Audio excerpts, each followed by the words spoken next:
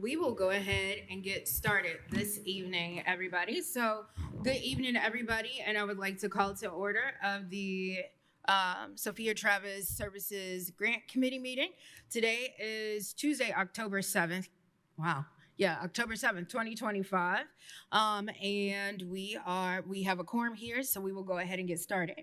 So I'd like to say for the record that we have here present in the Natty Hill room to do tonight's business. We have committee member Julie Robertson, Vice Chair Liz Feidel, and myself, Jennifer Crossley, as chair.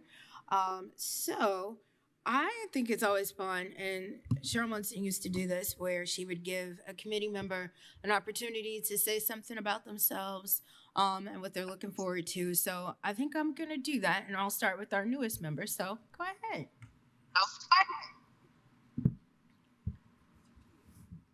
Thank you.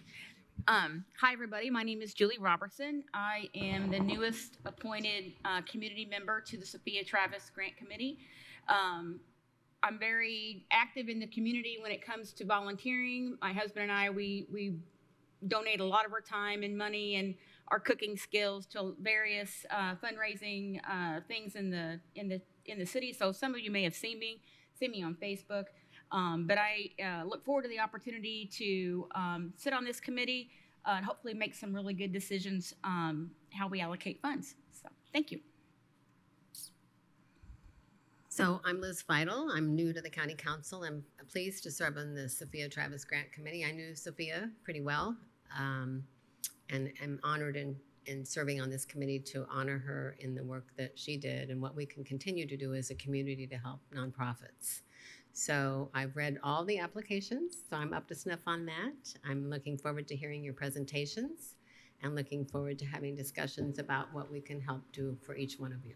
Thank you for being here. It looks like we have committee member Jenny Stevens online. So I'm gonna ask her to unmute and just say a brief introduction of herself, and then that'll give an opportunity for committee member Trent Deckert to get himself ready before he introduces himself. So Ms. Stevens, go ahead, please. Hello, this is Jenny. I am actually in downtown Cincinnati, and I'll be watching you from Zoom.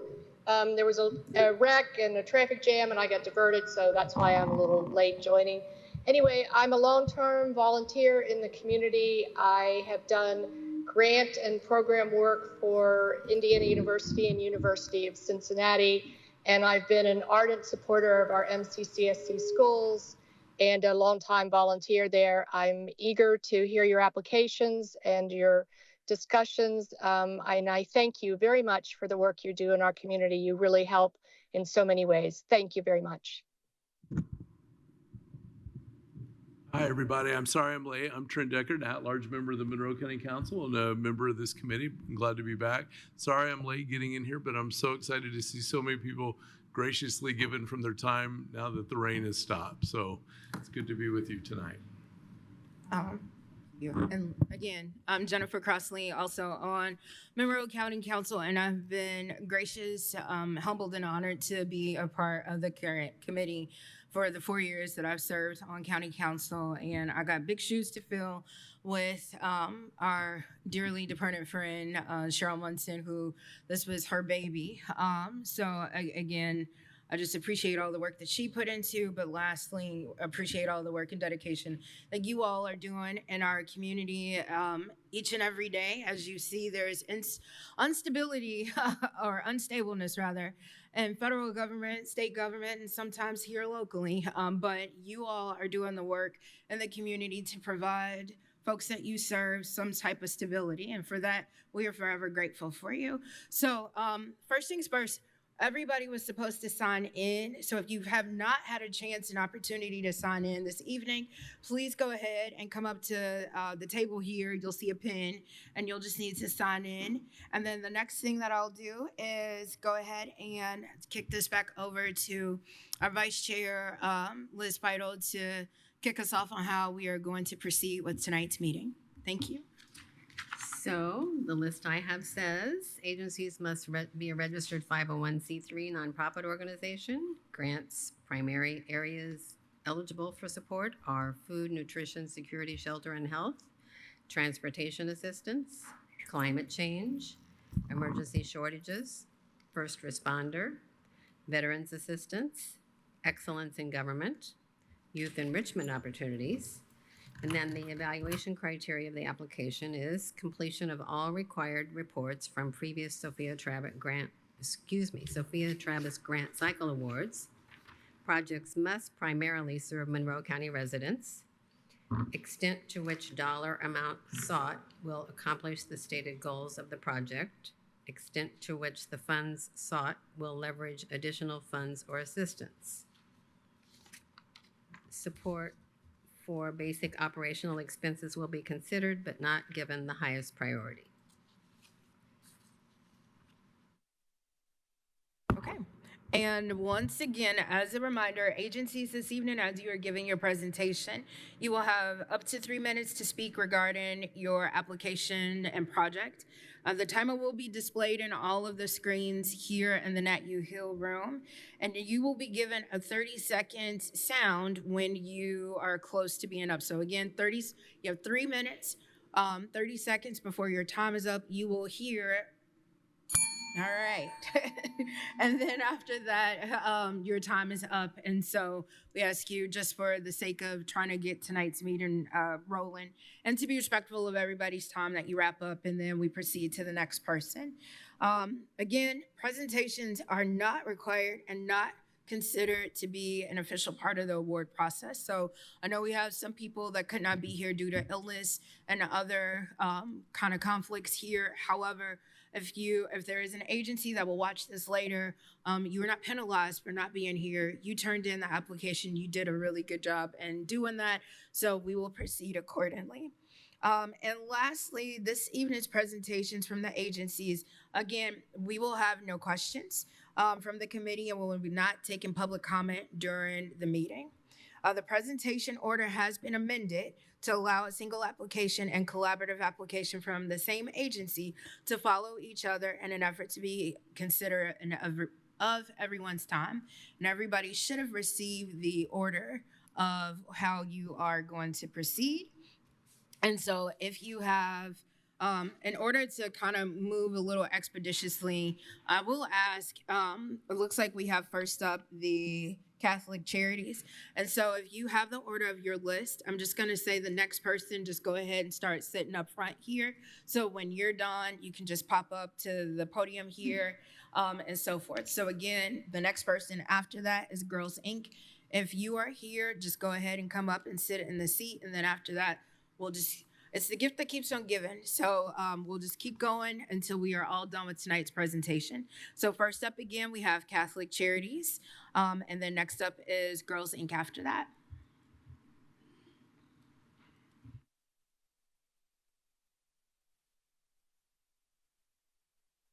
Oh, she's Girls Inc.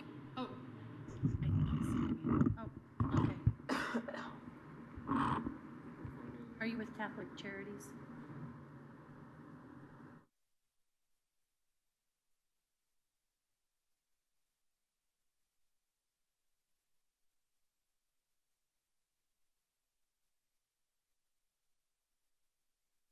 All right.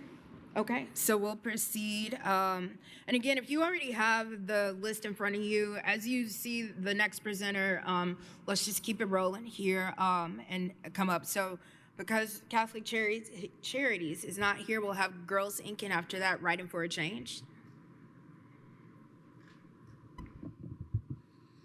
All right. My name is Olivia Sullivan, and I'm the Director of Operations at Girls Inc. in Monroe County. At Girls Inc. in Monroe County, we serve girls of our community and are on a mission to inspire all girls to be strong, smart, and bold. We use evidence-based practices to create and deliver curriculum that meets our participants where they are and give them opportunities to grow academically, develop leadership skills, and overcome challenges. Our well-rounded programs range in content from SEL development to arts exploration to growing in sports and teamwork and so much more, so that every girl in Monroe County can find something to connect with at Girls Inc. We are experts at setting the safe and welcoming environment needed to help girls realize their true potential. whether we are at the center or meeting them in their classrooms. Over the last couple of years, Girls Inc. Monroe County has served hundreds of girls in elementary and middle schools across Monroe County and surrounding areas. And we're growing. Our list of 8 partnering schools is reaching 20 schools in the 2025-2026 school year. And we are seeking additional resources to support our foundational program, Mind and Body, during this expansion of our outreach programs in schools.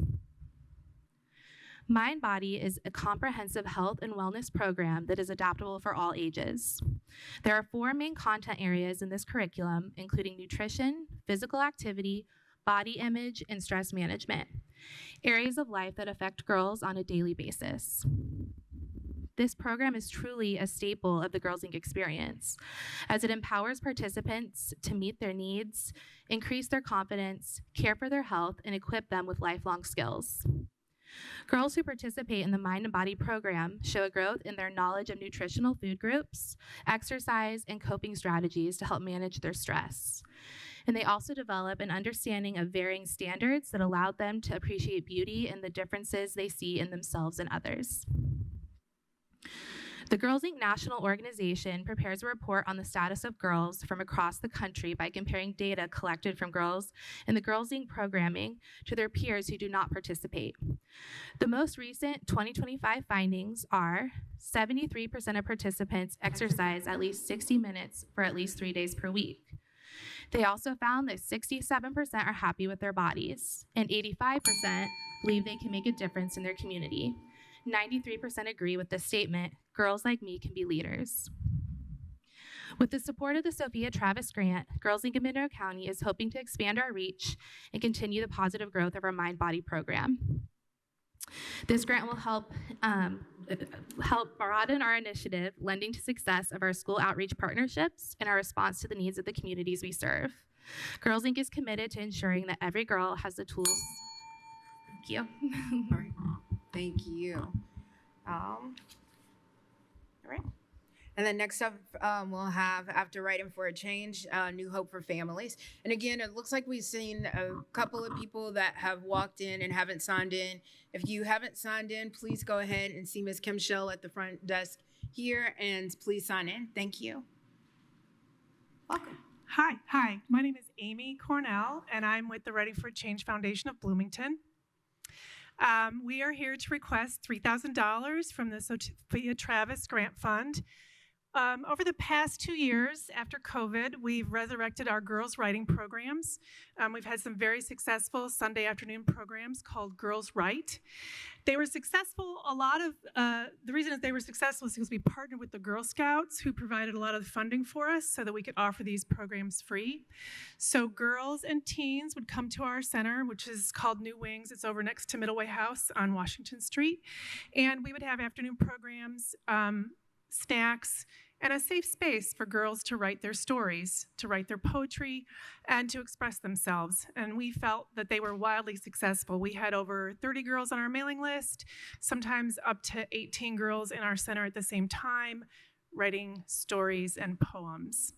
At the end of this year, we were evaluating, and most of those girls who came to our Sunday programs were young girls, ages 8 to about 12.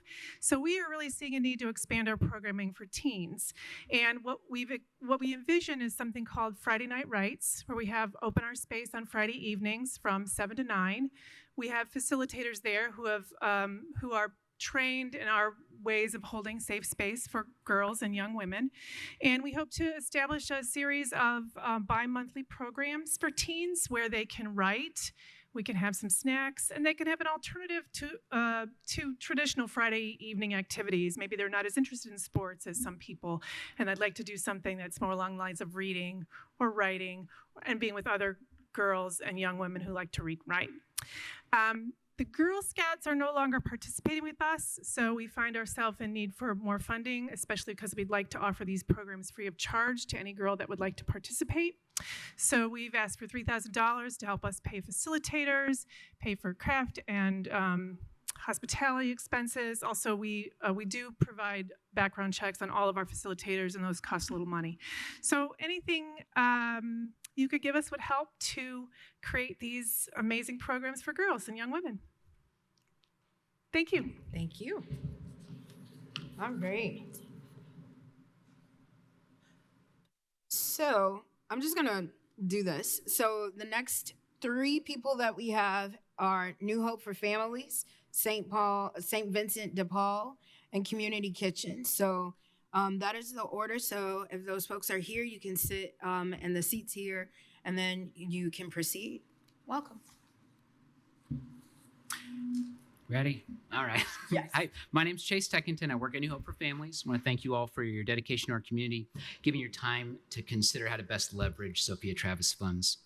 We took a hard look at New Hope for Families activities, see which ones overlap best with the stated goals of Sophia Travis: food, nutrition, security, shelter, health. We developed a request around an area we think touches most of all those issues, and that's our Early Learning Center's food program.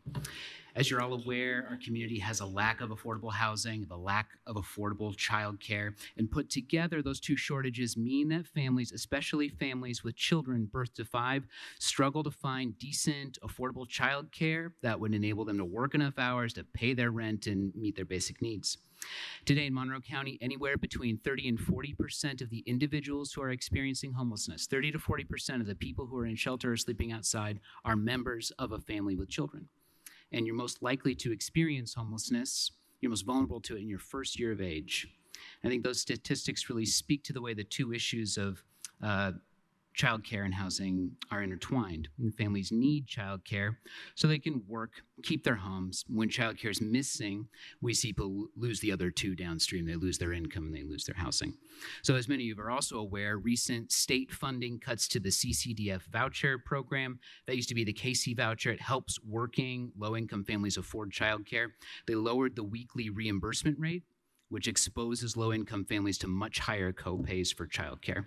Early Learning Indiana did a survey last month. They said 19% of childcare providers have already closed at least one classroom. 12% said they're at serious risk of closing their doors altogether, mainly because low-income families who were using the voucher are simply disenrolling because they can't afford the extra co-pays. Conversely, at New Hope for Families, we're keeping families enrolled who need it. I can think of one family in a classroom whose parents are 2 years sober, thriving in employment, another one in the same classroom who was experiencing homelessness, but in the last 2 years has since left her abuser. Another family finished her CNA in the last 2 years. That's just one classroom, just a couple kids who were experiencing homelessness. Now their parents are thriving in their careers. Their children are meeting or exceeding developmental milestones at a time in their lives when they, by all rights, might have been falling behind, having losses in social and emotional skills that are much harder to correct for later in life. So our community has always come around homelessness and childcare with generosity and vision. Today, families affected by homelessness can enroll in the ELC for just $10 a week while they're in shelter. And as a result, the shelter moves 80% of families to affordable leases compared to an average of just 32% across the state. And more of our children can remain enrolled after they leave the shelter. So the grant funds we're requesting will, in particular, support our food program that serves 70 children, more than 30,000 meals per year, the majority of whom more than 70% come from our county's most vulnerable families, those experiencing homelessness. Thanks for your consideration. Thank you.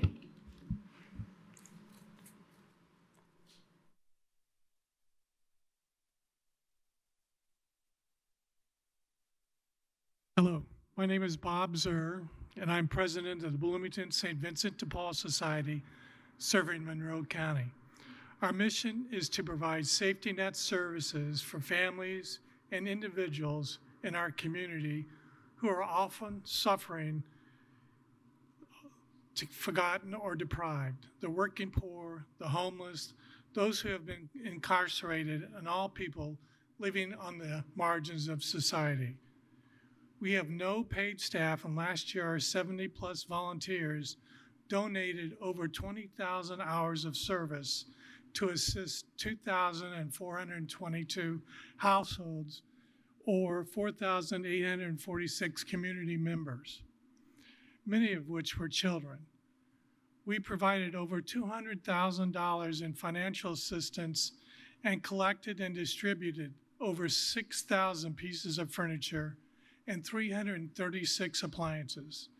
The furniture and appliances we collect and distribute not only benefit those in the community, but we also benefit the community at large by keeping those items out of the landfills.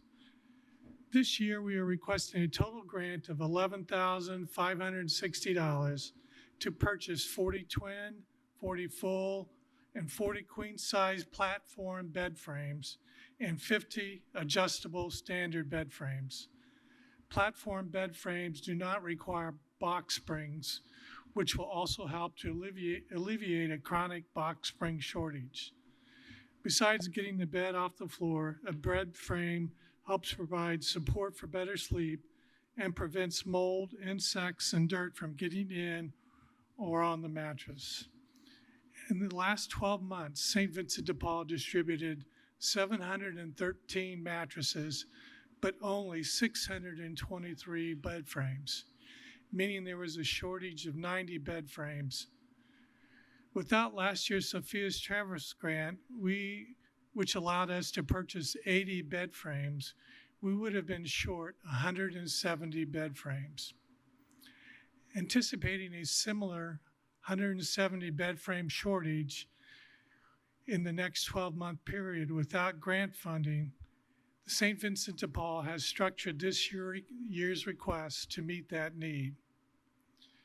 By providing beds with frames, St. Vincent de Paul helps to restore normality and dignity to the lives of its clients. Because queen beds and some full beds will be used by more than one person, 170 bed frames will help an estimated 200 to 250 individuals in Monroe County. Thank you for considering this request and for supporting many causes in Monroe County.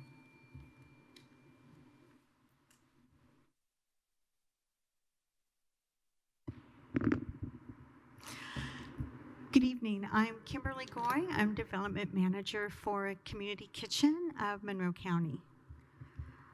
Community Kitchen is the largest free meal provider in this area. In 2024, we provided 302,000 meals to community members in need. This year, in 2025, we're already over 210,000 meals and snacks served, not only to adults, but to children. Our many programs include our dinner meal service, which is Monday through Saturday, 4 to 6 p.m., open to anyone who's in need of a meal. We have our Main Street location on South Rogers, our Express location that's located in the Crestmont community, and then our food truck. Our food truck goes on Monday, Wednesday, and Friday, has a Bloomington-based route, which, by the way, just added 2 new stops to make it 5 stops based strictly on community need and hearing from community members that those in the area needed additional food. Our food truck also travels to Ellettsville and focuses on senior low-income facilities, and that's on Tuesday, Thursday, and Saturdays. We also have our children's programs, our summer food service program that set a new record high this summer. That's where we go into 10 low-income communities in the county and provide a free lunch. This year, in the 11-week time period of the program, we distributed almost 8,000 lunches. Our Backpack Buddies program is our other child-based program, and we average on that between 550 and 560 backpacks a week. Just that program alone takes 2.5 tons of food every week. We depend on community members, we depend on volunteers, and our staff, of course, play a huge role in all of these programs. We work with Arlington Agency on Aging for our senior links to provide meals to homebound seniors in our area. And then we work with IU Health and their Positive Links program to provide to provide meals to homebound residents that are HIV positive. We're asking for food support. As you can understand, we go through a lot of food every week. We make in our kitchen every day 800 meals that all gets out in the community. So we appreciate this opportunity, but also the consideration for this funding. So we also have a collaborative grant. To speak to that is Adam.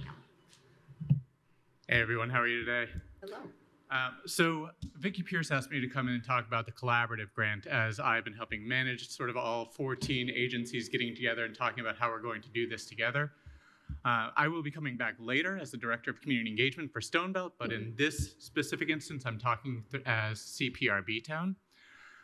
So I've been teaching first aid and CPR through the American Heart Association for the last 15 years, and I opened my operation about a year and a half ago.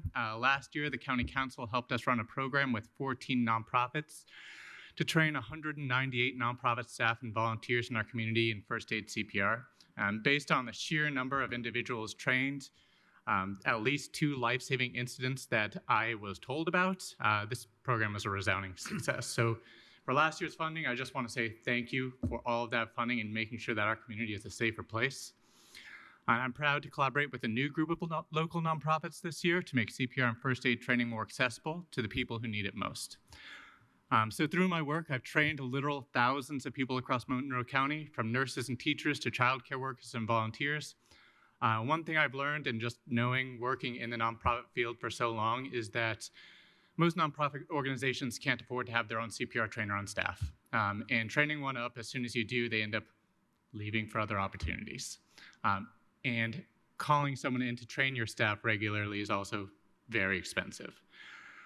And the people who need these programs are also the same people who can't afford them. So yet the clients these agencies serve, people with disabilities, survivors of violence, seniors, individuals experiencing homelessness, are often those with the most significant and complex health needs. These are the very people who benefit most from having trained staff around them. So this project, working with these nonprofits, is about closing that gap. Working together with 14 local nonprofits this year, we'll share training space and create courses that no single agency can accommodate on its own. This program removes cost as a barrier and ensures that teams are ready to respond when an emergency happens. Community Kitchen is acting as the lead agency, and I, as CPR B-Town, will be providing the training itself.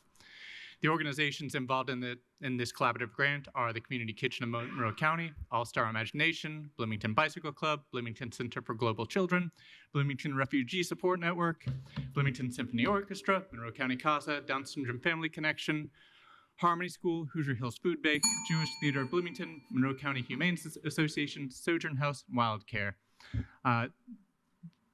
Collectively reaching about 18,000 people in Monroe County of who they work with. These agencies together are requesting $11,050 to train 170 staff members and volunteers.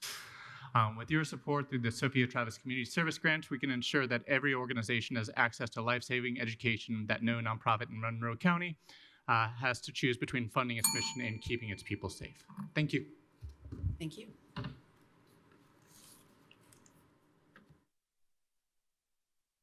Hello. Stop. I'm sorry. I want to introduce our people before. We got New Leaf, New Life, Community Culture Inc., and Grace Center. So, please proceed. I am Heather from New Leaf, New Life. Hello. New Leaf, New Life supports individuals impacted by involvement in the justice system. Our values are transformative justice, collaboration, and advocacy. We work inside the Monroe County Correctional Center and at our Transitional Support Center. At our Transitional Support Center, we provide folks with reentry services, peer recovery coaching, employment referrals, work shoes, clothing, housing lists, referrals to other social service agencies, and birth certificates. We're continuing to see a great need in our community with folks having difficulty accessing different forms of transportation. As reported by the Policy Research Associates, people reentering the community from jail or prison often face specific challenges related to transportation, described as the 4 A's: affordability, accessibility, applicability, availability, and awareness. Many individuals do not have the financial means to own a car or regularly use public transportation. Returning citizens may lack appropriate identification to get a driver's license, or may have an infraction such as a DUI that keeps them from using a car even if they have one. Long-term stability, access to reliable transportation are essential for employment and social service appointments, but lack of funds, proper identification, and awareness of available services creates significant barriers. Our clients experience some of these difficulties in being able to travel to job interviews, 12-step meetings, work for social service agencies, the BMV, and other resources needed to be successful. We are requesting funding in the following areas: bus tickets. So far in 2025, we've given out 2,463 bus tickets to our clients who've recently been released, so they're able to travel within Monroe County to find employment, attend meetings, obtain personal documentation, and a myriad of other tasks that we all need to do in our everyday lives. We expect these requests to continue to increase in the coming months, given the cost of gas, cost of maintaining a vehicle, and issues with securing employment. Gas cards. The request for gas cards comes from our clients has increased this year. They have very few resources, and folks who may not or may have a car or have someone to drive them to appointments but don't have the means to buy gas. We've seen this need increase in our community, and we've been asked by other social service agencies if this is something that we can provide. According to the Prison Policy Initiative, gas cards are a short-term solution that help cover immediate expenses, giving a person time to secure employment and build financial independence. We're also seeking funding for Greyhound bus tickets to assist people who are wanting to go to treatment for substance use or mental health barriers outside of the county so they can get there in a quick time and have a better chance of recovery. So we are seeking $5,350. This will impact at least 1,100 of our participants. Transportation is an important part of our community. Thank you so much for the opportunity. Thank you.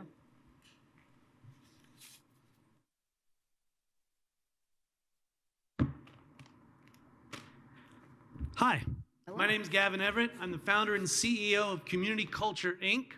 It's a nonprofit started here in Monroe County for the members of Monroe County. Community Culture respectfully submits this proposal to the Sophia Travis Community Service Grants Program in support of our project, Bob's Garden, a food oasis for Monroe County. Located on a donated 7,500 square foot parcel in Bloomington, this garden will serve as a centralized grow site dedicated to producing and distributing fresh, locally grown produce to local food pantries and kitchens serving Monroe County residents in need. Community Culture believes that food is a basic human right, and yet many in our community struggle to access healthy, affordable options. In fact, Monroe County outperforms the state average and national average in food insecurity rates, which I find shocking for us. With rising grocery prices, gaps in public transportation, and longstanding disinvestment in food systems, thousands of Monroe County residents rely on organizations like Community Kitchen of Monroe County, Pantry 279, and Mother Hubbard's Cupboard to meet their nutritional needs. Community Kitchen alone, we just heard, serves so many meals, more than like 2,000 meals a week. These organizations do life-saving work, but their budgets are strained, and they often depend on expensive or unpredictable produce donations. Community Culture was formed to meet this gap head-on. Our mission is to grow food where it's needed most and build systems of care that are rooted in community, collaboration, and culture. We do this by turning donated land into productive garden spaces we call food oases. These are vibrant, community-built sites designed to produce nutrient-rich vegetables while educating and empowering local residents. We work alongside volunteers, partner nonprofits, landowners, and neighborhood leaders to co-create spaces that reflect the values and needs of the people they serve. Bob's Garden is our flagship site, and at the heart of this new model. It honors the memory of Bob, a former Vietnam vet who just recently passed after losing his battle to cancer from Agent Orange complications. He believed deeply in giving back and donated food from his own garden to all of his friends. With this space, we aim to grow more than just food. We want to cultivate connection, dignity, and resilience. We are requesting funding to expand and improve the infrastructure at Bob's Garden so we can increase production and improve access for the upcoming growing season. Specifically, we will use these funds to purchase raised beds, soils, seeds, and tarps. These improvements will help us overcome the site's existing challenges of namely poor soil quality and ground pests. And it'll help us create a more inclusive, efficient growing environment. Thank you. Thank you.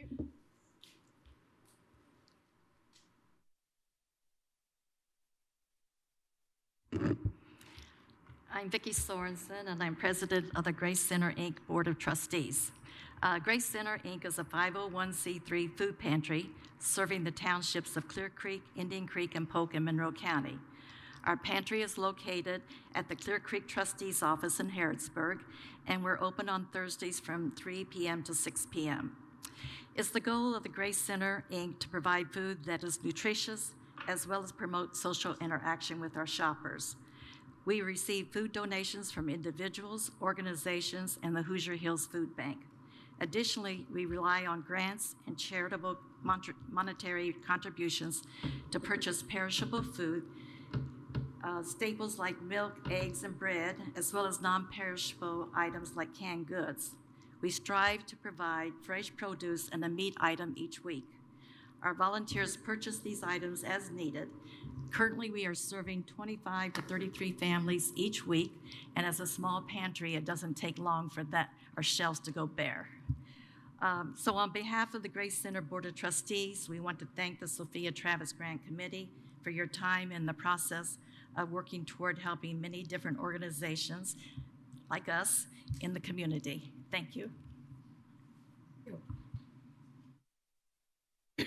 Next up, we will have Seven Oaks, Hands Full of Hope, and the Cancer Support Community Center of South Central Indiana. Good evening. My name is Hannah Hirsch, and I serve as the Director of Development for Seven Oaks Classical School. Thanks for having me tonight. I'd like to imagine 10 years from now, Monroe County is home to dozens of young adults who once sat in our Ellettsville classroom. They're engineers, nurses, small business owners, nonprofit leaders, but more than that, there are citizens who are thinking deeply, acting with virtue, and care for their neighbors. What if every local child, regardless of their financial circumstances, had access not only to a rigorous academics, but also that mentorship, moral formation, and basic stability they need to flourish?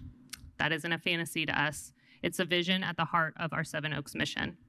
And in just 10 years, we've grown from about 160 students to nearly 600, serving kindergarten through high school graduation. Though we receive roughly 40% less per pupil funding than nearby district schools, we open our doors to all families in Monroe County as a tuition-free, open enrollment public charter school. Yet, we are often misunderstood, and in fact, I'm guilty myself of assuming Seven Oaks represented a particular ideology, when in truth we exist for something far simpler: to give every child from every background the support, challenge, and community that allows them to not just be educated, but to become whole. Tonight, I'm requesting $5,500 for two initiatives that extend that mission. Firstly, $500 to cover AP chemistry exam fees. This support is for students who, with limited means, who were caught off guard when the state recently reduced its assistance for AP testing. These students have poured their time, effort, and intellect into mastering college-level science and should not have to choose between financial strain and the chance to prove themselves and earn that college credit. And $5,000 to expand our Backpack Blessing program. Because our school does not yet have a cafeteria, families pack lunches from home, and some face real food insecurity. In fact, over 15% of our students qualify for free and reduced lunches. This program discreetly fills that gap by providing free healthy lunches, weekend and holiday meals that are nutritious, balanced, and dignified. While these two areas may seem very distinct, they are deeply connected. When a child grows up well-nourished with both mind and character cultivated, the ripple effects reach far beyond our school walls. With a foundation in good nutrition, we see healthier children and fewer chronic conditions later in life. And when barriers like testing fees are removed, students feel their community standing behind them, and they grow into adults who give back, who vote thoughtfully, who volunteer locally, mentor others, and strengthen the civic life of Monroe County. Thank you for your consideration.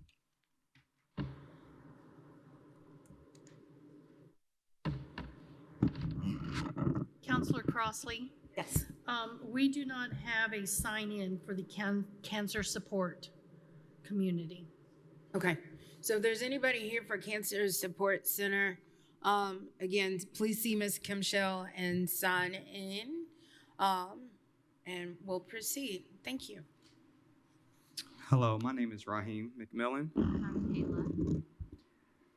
We are founders of Hands Full of Hope, a local nonprofit started in 2003. Our mission is to bridge the gap between people and resources with our programs and services, as well as being a connection to local resources. Our current initiative, we are asking for $5,000 for our mobile boutique. By buying a box truck, we will outfit it for the storage of the many donations we collect in exchange for tax deductions. In turn, we give these clothes and shoes away free of charge to low-income families and the homeless. This grant will transform this service of Hands Full of Hope from a local effort where we use our personal vehicles with drop-offs and pickups to a reliable and scalable service. This mobile boutique will immediately triple our capacity to deliver clean and quality clothing directly to those who need it most. We are ready to drive this vision forward, and we just need the last moving piece for this next step. We have served about 350 people as of date, and yeah, we're ready to take the next steps. Thank you. Thank you.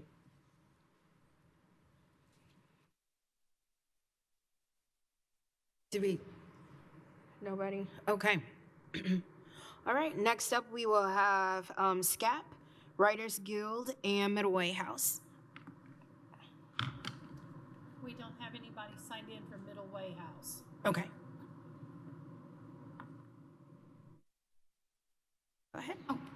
I'm Laura Buck. I'm the Director of Programming for SCAP, and I am here to talk with you all about the Winter Resource Fair. Thank you for having. You need to stand closer to Oh, it. sorry. Thank you. Thank you for having us here to talk about the Winter Resource Fair. Just pull it down just a little. Sorry. There you go. We're both pretty short, so Okay. it's probably a good idea. I completely Yes. I get it. Okay, can I start my 3 minutes over? Yep. Yeah, It's- okay. And All scene. right, all right, thank you. Action. I'm Laura Buck. I'm the Director of Programming for SCAP. Thank you for having us here to talk about the Winter Resource Fair. I'm going to give a very brief introduction to the agency, and then my colleague, Kaylee Smith, is going to talk more about the event. So SCAP has been providing services to low-income families since 1965.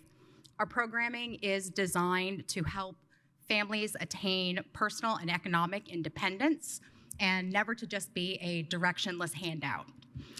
We offer robust, multifaceted family development and financial wellness planning, a program called Growing Opportunities, home weatherization, housing choice voucher rental assistance, and the low-income energy assistance program that helps with winter utility bills. We also have early childhood education through Head Start for ages 3 to 5 and early Head Start from birth to 3. So the program we're here to talk about is Covering Kids and Families Health Insurance Navigation. So I'm going to hand this over to Kaylee Smith. She is the program director for Covering Kids and Families. All of our services are critical for families who are struggling and can serve as a lifeline. But in the case of the Winter Resource Fair, that lifeline can be literal. So with that segue. Hi. Covering Kids and Families, or CKF for short, is a statewide program that runs health insurance assistance out of local organizations. CKF of SCAP covers Monroe, Brown, and Owen counties. CKF provides assistance with applying, understanding, and maintaining health insurance. We can assist with Medicaid, Marketplace, or work insurances, and we work with the client until they have a resolution to their case, whatever it may be. CKF of SCAP can help anyone, but we have prioritized our unhoused population as we believe it is an essential step in becoming stable. Without healthcare, it is extraordinarily difficult to build a productive, fulfilling life. We've organized the the Winter Resource Fair for anyone who is unhoused or at the risk of becoming unhoused for the last 2 years. Beyond the normal advertising, the day before the event, we go out on foot to different camps and shelters to invite people to the event, in which we have gotten over 100 attendees the last 2 years. The day of the event, attendees will be able to walk through all the tablers and get resources. They then have a meal ticket to get some hot soup, water, and bakery items. In the past, we've also been able to supply take-home snacks for attendees as well. We have free tables stocked with blankets, stretch pants, warm clothes, socks, hats, gloves, and more. While they are going through tables, they are going to get stamps on their passports that they can then use to put into raffle items, such as hard shell suitcases, bikes, mummy sleeping bags, survival kits, hiking backpacks, and other items to help survive the winter while living outdoors. The Winter Resource Fair allows our unhoused community to really grasp all the resources that are available to them in Monroe County. Thank you. Thank you.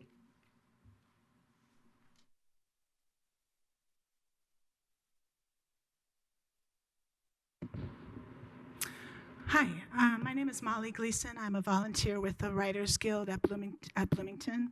The Writers Guild, I've been a volunteer for over 2 years. The Writers Guild at Bloomington was created in 2010 by a group of local writers wanting to support other writers by offering readings, open mics, and other literary opportunities. What began as a small 501c3 nonprofit grew into a still small 501c3 nonprofit that does a lot with very little.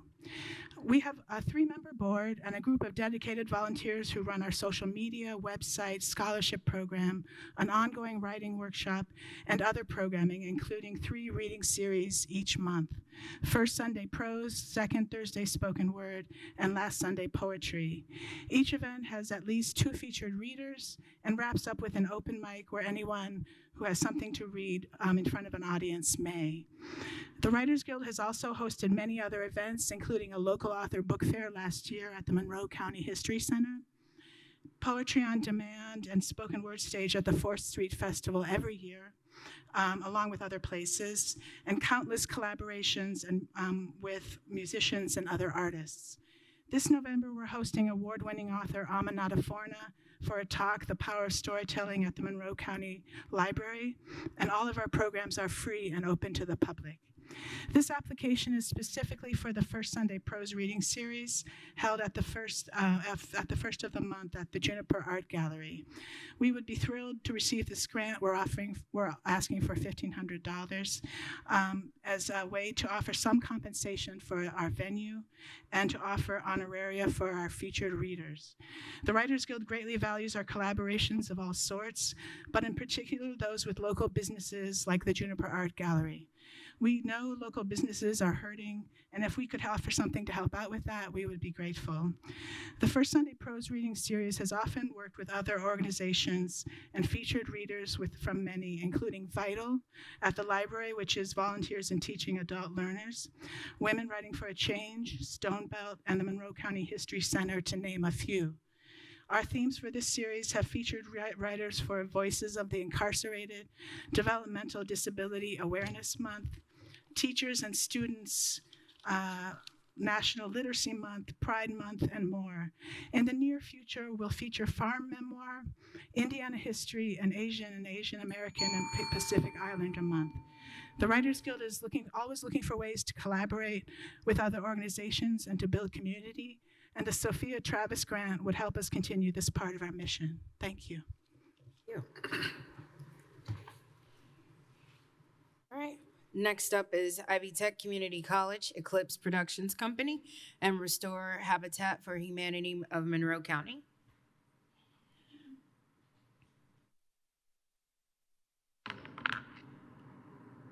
Oh, you didn't sign in. You're with Middle Way? No, I was just asking. I didn't see middle way. No, I was making sure. I'm just making sure I didn't jump somebody. No, you're good. Okay, Yep. great. Okay. Sorry. Hi, my name's Sam Udak. I'm the Director of Grant Development at Ivy Tech Bloomington, and I just wanted to add some additional context for you guys and hopefully give you a few seconds back tonight. for our application. The expansion of the food pantry at Ivy Tech is part of a continued effort to maintain a pretty robust series of wraparound services for students on campus. And we finally started seeing on-campus enrollment grow again in the post-COVID era. It was a lot of online students for a long time, but we're seeing a pretty significant surge in folks taking classes on campus. There are other food pantries, there are other food banks in the area, but for a lot of our students that are in need of these services, a lot of times the choice is gas in your car gets you to campus or it gets you somewhere else. A significant percentage, it's hard to tell because it's hard to get the reporting together, but we're fairly certain the majority of our students that are on campus are in the lower 3 AMI brackets. So food insecurity is sort of skyrocketing. Food costs is obviously skyrocketing as a driver of that, and we've started placing a greater emphasis on stocking, using, and promoting the food pantry. So just in this semester alone, we've had 42 households of 3 or more people served to date, and so we're talking like 2 months. That means it's not just students, it's students and their spouses and their children.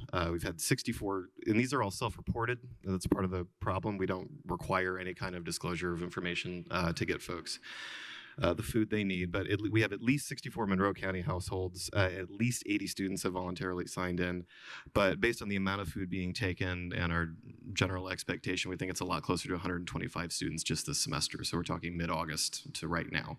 So our initial estimate was about 500 students served in a year, and it's looking like that'll be a lot closer to 650. The original food pantry was basically a set of 2 shelves, and it was like a granola bar if you forgot your lunch to campus, and we're expanding from a little bit of shelving to a full 10 by 20 room. The financial request in this application is straight food purchasing, and that's to allow us the leeway to be able to purchase the freezers and the refrigeration necessary to continue to stock additional fresh produce, eggs, protein, yogurt, cheese, that kind of thing. Those are the things that students consistently are in the highest demand for. We're also trying to add gluten-free items and vegan items to respect a widest range possible of dietary restrictions and needs. We consistently get glowing feedback with the selection available in the food pantry from students. We had a nursing student recently tell us that the food pantry on campus fed her for 2 years. And she didn't say anything to us about it until she was a week away from graduation. We've had people tell us the food pantry has allowed them to feed their entire family. And so we know for a fact we have students relying on that, and that is the driving motivation for this. Right now it's open 2 full days a week. We have ongoing plans to expand it, hopefully to 5 days a week between new employees coming in and exploring different volunteer efforts. And I think that's it. Thank you for your time. Thank you for your consideration. It's good to see you guys. All right, thank you. Thanks.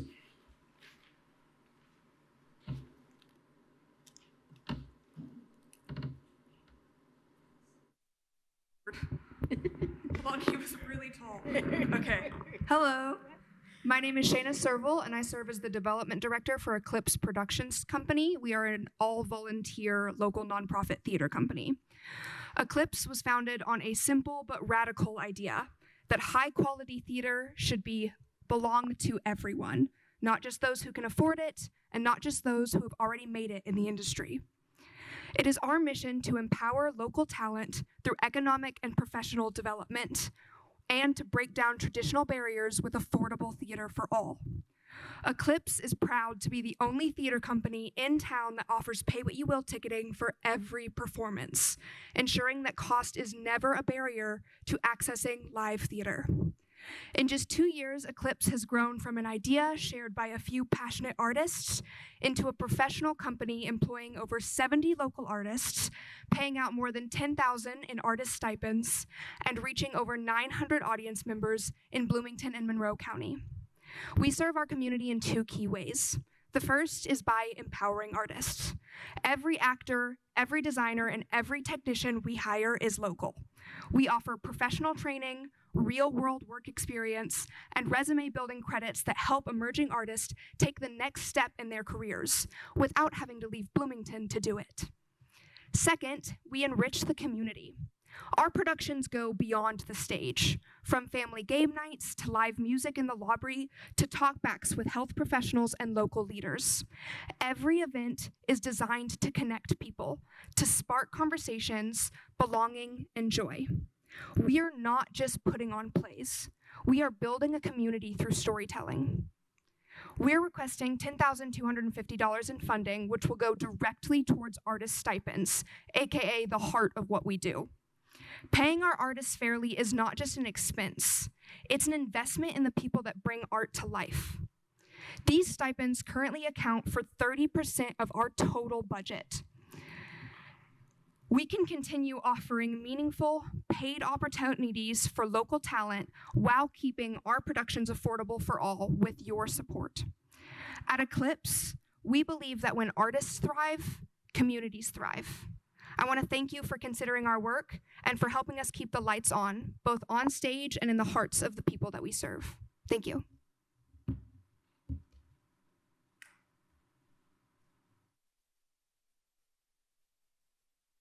Great. Next up, we have Restore. And then the next three after that is Sobremesa Foundation. Sobremesa, sorry. Sobremesa Foundation, Courage to Change, and then Beacon. Good evening. Thanks a lot for all the work you guys do. I know it's a hard thing to get through this. Restore, what we do is we sell gently used goods, household goods, and the money goes to Habitat, and they build houses with the money.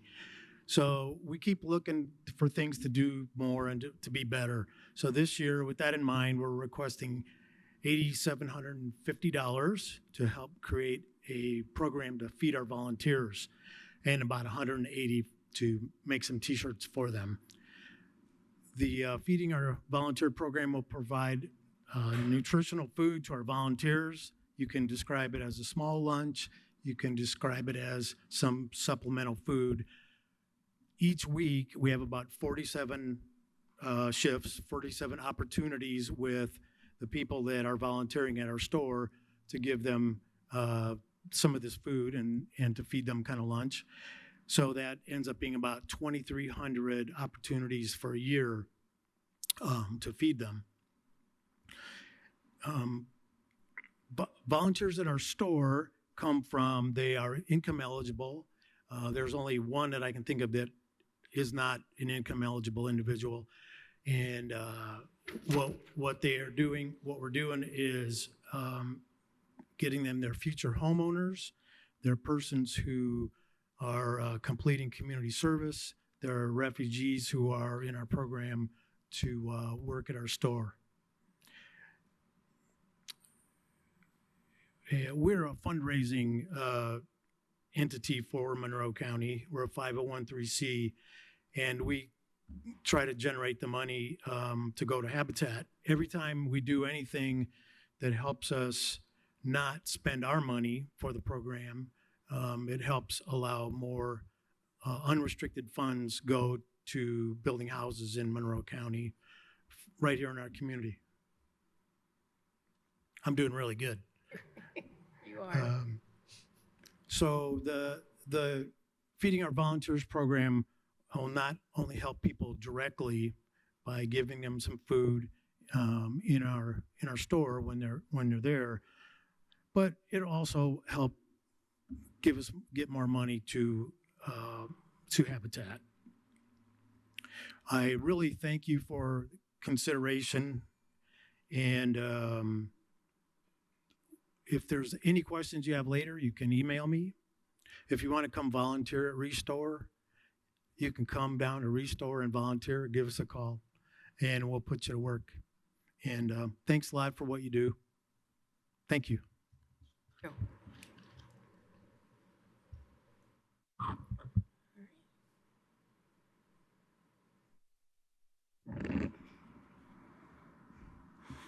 Hi, good afternoon. Thank you to the Sophia Travis Grant Committee for the opportunity to share our vision. I'm Robert Frew, along with my partner Juan Carlos Arango. We operate Sobremesa Farm in Bloomington on the east side. In 2024, we founded the Sobremesa Foundation, Inc. It's a 501(c)(3) nonprofit to address something we saw missing in our local food system.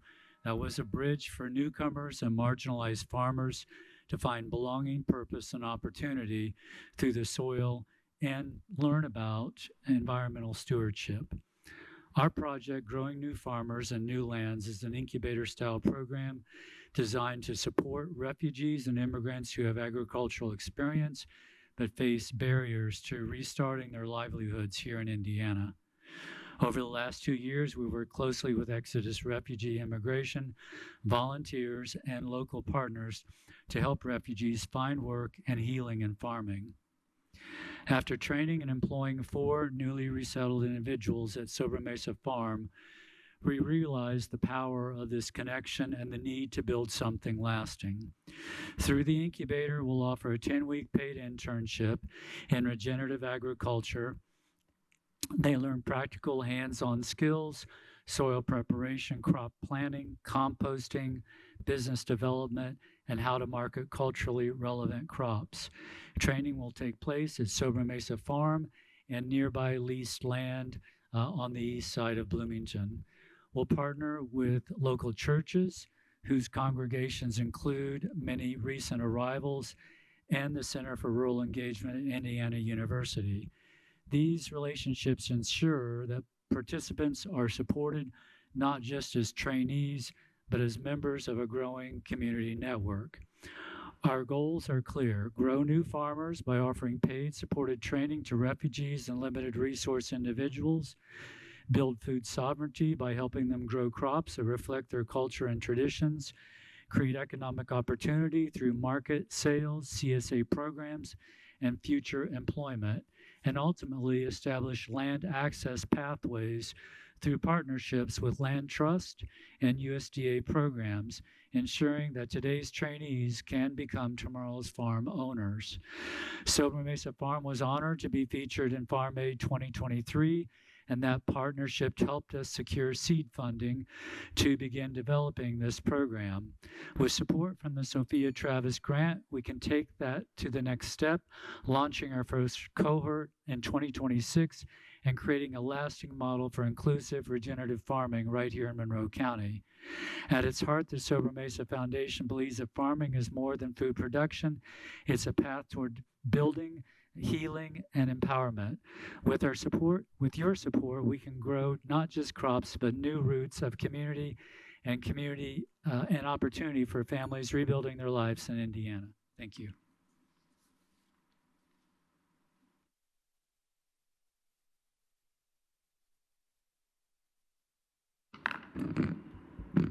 Hello. My name is Marilyn Grimes. I'm the executive director, co-founder of Courage to Change. We're a local nonprofit. We're sober living. We have 5 houses here in Bloomington. We have 41 clients. 3 of our houses are for males only, and 2 of our houses are female only. We take most of our clients that come to us are coming out of jail or the county jail or the state correctional facilities. Many times when they come to us, they do not have anything. They don't have any rent money. We don't charge for them to come to us. We don't have a deposit or that sort of thing. We charge $580 a month for them to live there. But they have 2 weeks to get a job. But within that first 2 weeks, they just don't have any income. So with the grant that we are asking, it will cover 2 weeks of their rental until they are employed and get a paycheck. And that kind of relieves them from the pressure of feeling like, you know, they're going to get in trouble. But we don't kick people out for not having money. We just try and work with them. So we're asking for $4,035 for the rental assistance. Our clients are allowed to stay for 1 year. We ask them to sign a 90-day contract. We do want them to stay for at least 3 months because we're basically trying to help them get into new habits and get on with their life. But if they do and then they want to move out, it's really difficult.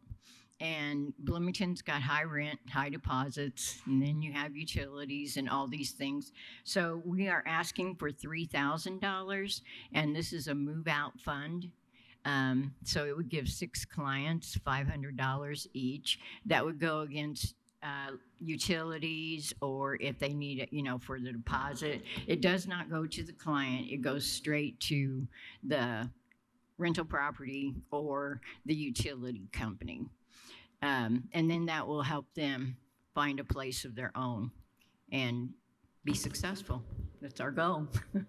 Thank you so much for your time, and thank you for listening. Bye. Here.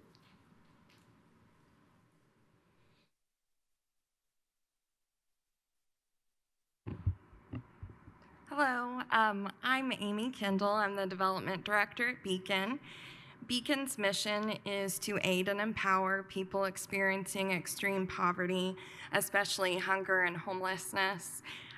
We are respectfully requesting $6,728 for 10 mattresses and 4 bunk beds. That is for our overnight shelter, Friends Place. So, Friends Place is a really important part of our mission. It's got 40 beds. It's the largest women's emergency shelter in the area. Primarily, the 40 beds are for women, although we do have male and gender non-binary guests as well. And in 2024, Friends Place sheltered 269 people for over 14,000 bed nights. And we also offer casework. We believe in permanent solutions, also not just being a shelter, not just being a place for people to stay, but also casework to help people find housing and get stability in the long term. So the need is important here with the mattresses and bunk beds because a lot of the bunk beds and mattresses are not in great shape right now. And in fact, some of the bunk beds were actually having to put boards down to stabilize them. And we did have one guest fall through the bunk. Luckily, it was on the bottom bunk, so they were not hurt, but they're in that bad of shape. The mattresses have tears, holes, they're not comfortable. And when you think, I wouldn't want to sleep on a mattress with holes and tears, so we don't want our guests to either. And, we feel that our guests deserve dignity, a safe and comfortable place to stay. For a lot of these folks, could be one of the scariest moments of their lives. If they weren't at Friends Place, they could be sleeping on the streets. So this is very important to us to have this kind of dignity and kind of comfort that we can give people who are in that situation. 96% of our clients experience extreme poverty, and so Friends Place is a place to go when they have nowhere else to go. So I appreciate your consideration, and thank you for your past support. Have a good night. Thank you. All right. Next up, we have the Bloomington Food Policy Council, Pathways. I know we got a note about the project school not being able to attend due to illness, and so we'll have Bloomington Food Policy Council, Pathways, and then Stonebelt. Hi, all. My name is Jada B. The Bloomington Food Policy Council is the fiscal sponsor and 501c3 for People's Cooperative Market, which is a 501c12, a co-op nonprofit. This is my friend Rivka here, who is a part of the Bloomington Food Policy Council. In 2024, we constructed a 30 by 90 greenhouse with 10 spaces for community members to rent, and the rest of it dedicated to the People's Market growing space for the market to give away free food. Our ask for you is $6,300 for the People's United Garden located at First United Church. Here's an overview of part of our garden plans for this space. Right here is already the greenhouse. This is the section that we're talking about, expanding and getting raised beds and mulch and things like that are needed to create a further growing space. That half of the spaces, the raised beds, would go to community members to farm in, and the rest would go to People's Market to farm in so that we can continue to grow food for the market and give it out to people in our community. Since 2020, People's Market has distributed over 9,000 free CSAs, community-supported agriculture bags filled with veggies, eggs, and sometimes meat. We received over and administered 22 grants, fulfilled grants and completed sales for more than $972,000. By the end of this year, it will be at $1 million. Paid over 41 different local farmers, including one of the farmers who was speaking here. The past 2 years, we've been primarily working with BIPOC farmers, small farmers of all races under 100 acres, and LGBTQ farmers. We were also featured in Farm Aid and continue to partner with Farm Aid to raise awareness about farmers. We've hosted 3 conferences, our Spring Sprout Food System Series twice, and our Midwest Cohort Gathering. We've hosted over 2,600 volunteer hours from non-committee members. We couldn't calculate our committee members' hours because we worked nonstop for the past 5 years. We have over 13 community partners, including some of the folks that have spoken tonight and are asking for grants, and so we help also sort of make your dollars stretch further. Some of the community members like the Mother Hubbard's Cupboard, La Casa Food Pantry, and BLM Bloomington. We facilitated 19 workshops and trainings, distributed over 100 free books, hosted 4 internships with IU students, and so on. This greenhouse space in particular is how we move from surviving to thriving. We teach people how to garden and farm, and we give them the space to do it, and we show them what it is to be a community on a different level. And we hope to turn the area we're at First United Church into a further place to help feed our community and create a community space, as well as having pollinator gardens that will help anyone in the area who is farming and gardening in Bloomington. Thank you so much. Talk to you later. Thank you.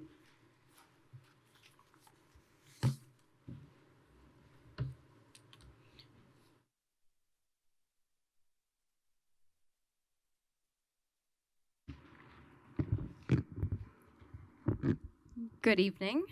My name is Katie Broadfoot, and I am here representing Pathways, which is formerly Monroe County United Ministries. Since 1939, Pathways has been a part of Monroe County's fabric, helping families to build stability through high-quality early learning and wraparound support that truly meets their needs.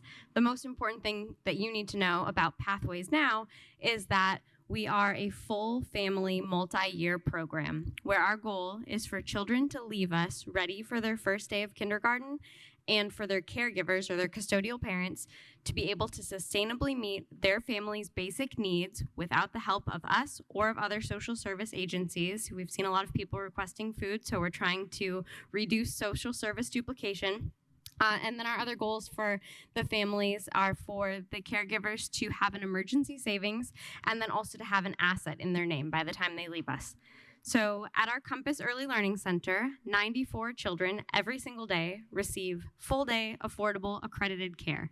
We remain the only program of our kind in the county, and we're committed to staying a program that can offer our own sliding fee scale in spite of the federal funding cuts. These are working families who earn too much in most cases for subsidies, but too little to stay stable. Through our Family Resource Center, we walk alongside those families with mentoring, financial coaching, and a food pantry designed to promote both immediate relief and long-term resilience.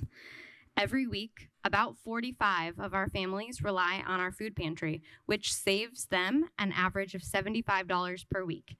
And this is money that they are guided to save or invest towards building an emergency safety net or planning to purchase an asset over the next couple of years. One of the other things that makes our food pantry unique is our new focus on perishable and culturally preferred foods.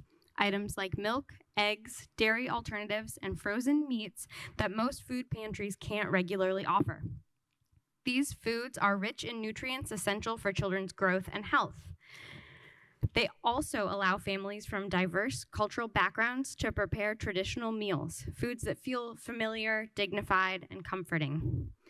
Meeting families' nutritional and cultural needs is not just a matter of kindness, it's a matter of effectiveness. It's what helps families truly thrive. We're requesting $5,000 to continue stocking these vital perishable items over the next year. At a time when budgets are tightening across the board, this modest investment will help us to keep food on tables, build financial security, and strengthen the very foundation of economic mobility for families right here in Monroe County. Your support ensures families that are working hard to get ahead have what they need to keep going: nourishment, dignity, and a real path forward. Thank you for your time, your service, and your commitment to helping all families in our community thrive.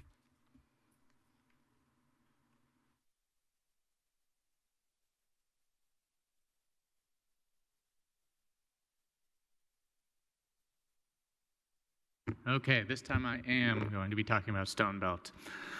So my name is Adam Hamill. I'm the Director of Community Engagement at Stone Belt, a nonprofit serving people with developmental disabilities throughout South Central Indiana since 1959.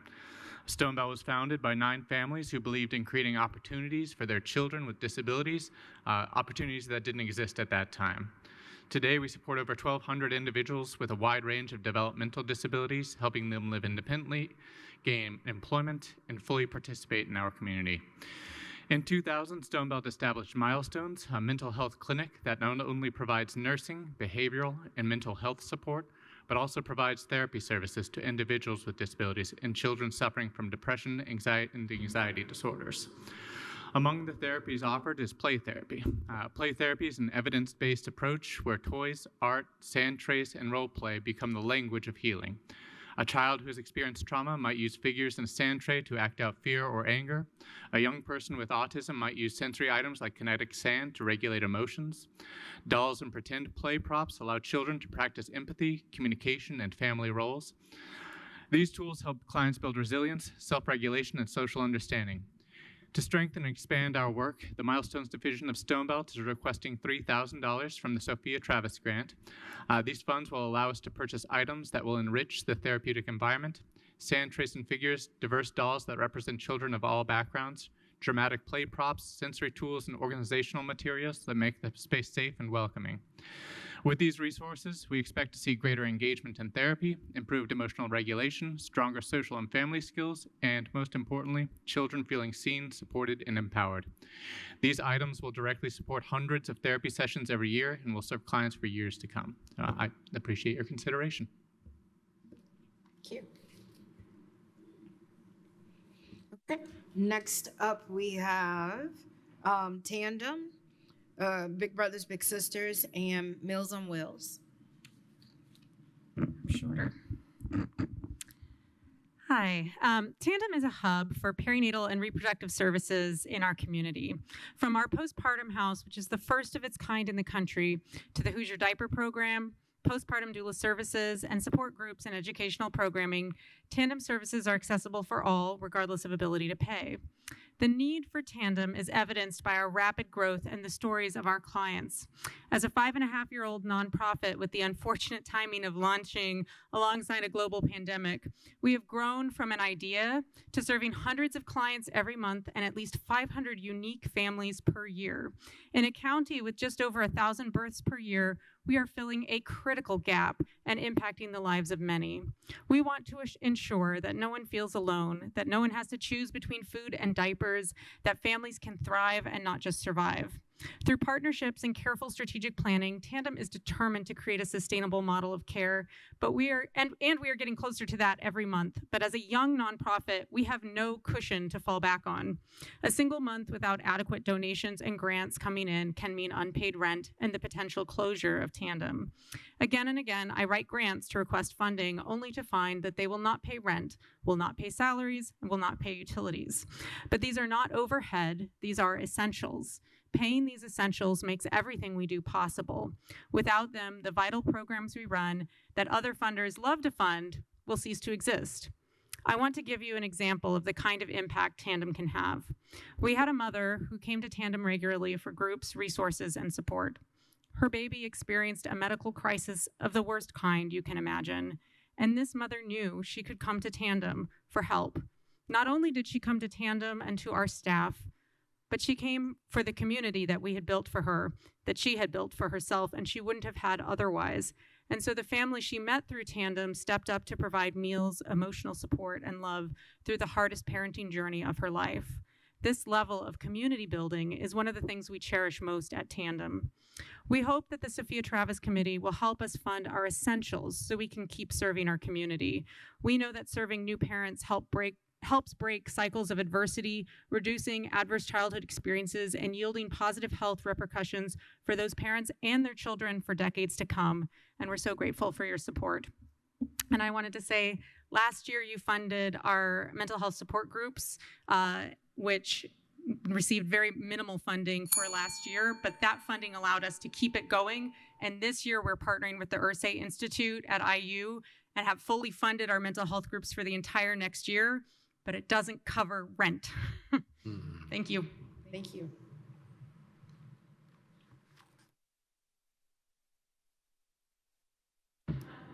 Hi.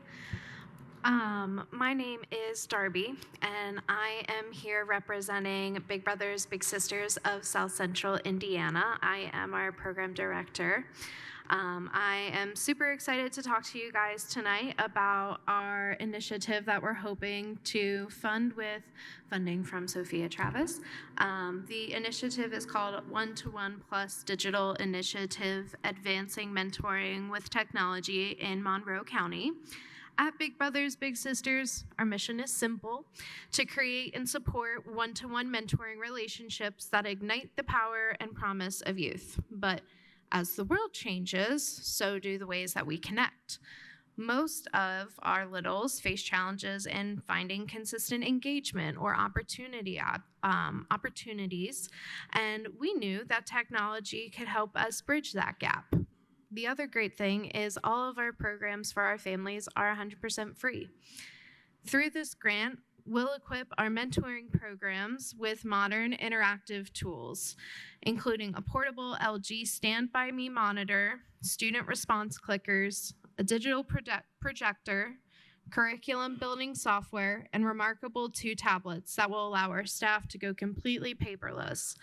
These resources will be used across our schools as well as our office to make sure that our mentoring is not only more interactive, but also sustainable and accessible.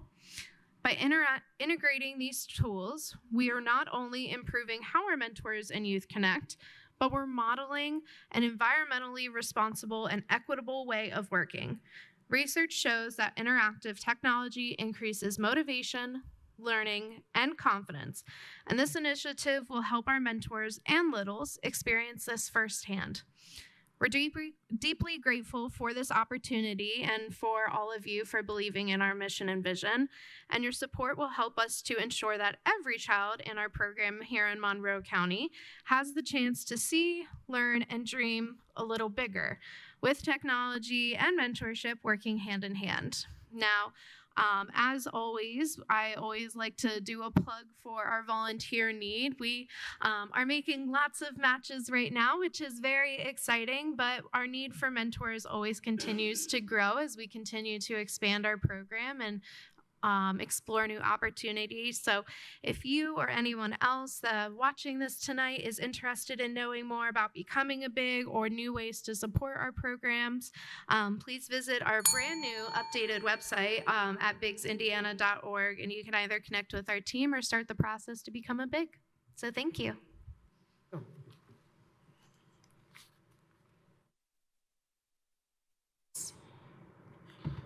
So next up, looks like Bloomington Mills on Wheels. Is there anybody here? Nope. Going once, going twice. Nope. Okay, so, all right. We have Wheeler Mission, Steinsville Community Library, and Hoosier Hills Food Bank. And Wheeler, Steinsville, and Hoosier Hills, if you all are here, we just need for you all to sign in at the front desk where Miss Kim Shell is.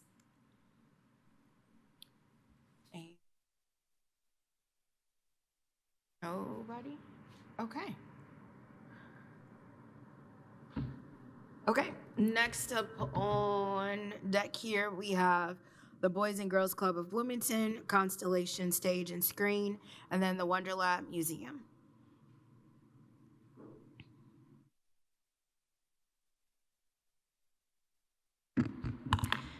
Good afternoon. Thank you for having me here today. My name is Wendy Druckmiller, and I'm the Grants and Impact Director for the Boys and Girls Clubs of Bloomington. This year, the club is humbly requesting $10,000 in funding to support the purchase of new security cameras for the Ellisville Club location.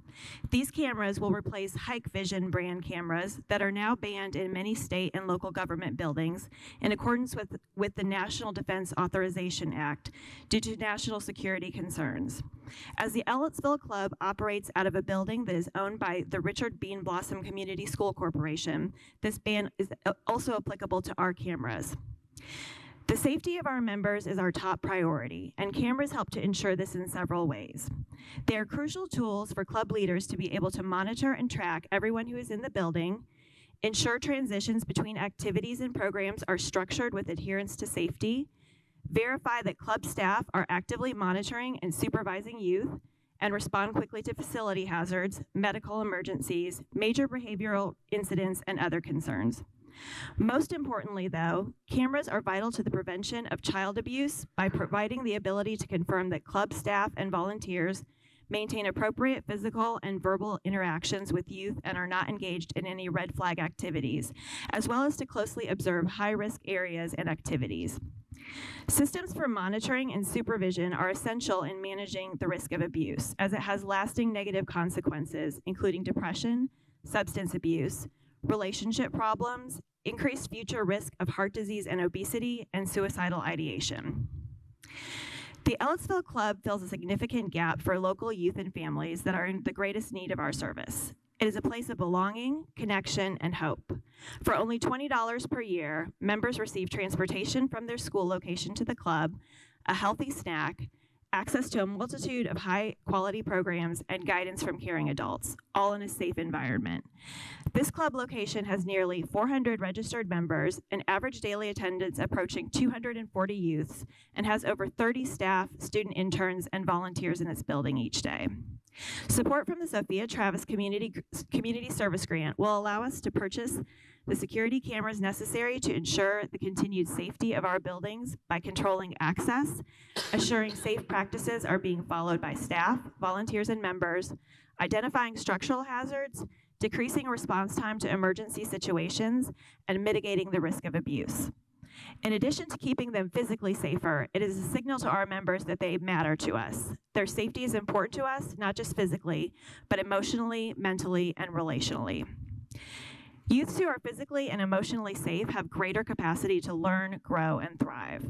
For many of the kids that we serve, the club may be one of the few places, if not the only place, that they feel safe. Therefore, we work continuously to enhance safety policies, practices, and training to ensure that they are centered on youth's needs. Even still, the most effective way to prevent abuse is to remain vigilant about supervising the activities of staff, volunteers, and youth. Thank you for investing in our local youth through your support of the Boys and Girls Clubs of Bloomington over the years and for your consideration of our request today. And okay, sorry we didn't give you the 30-second. Yeah, it's okay. But I'm your done. time is Is up, that so okay? you're Sorry. good. You're totally fine. You're good. You did good. You did well. Thank you.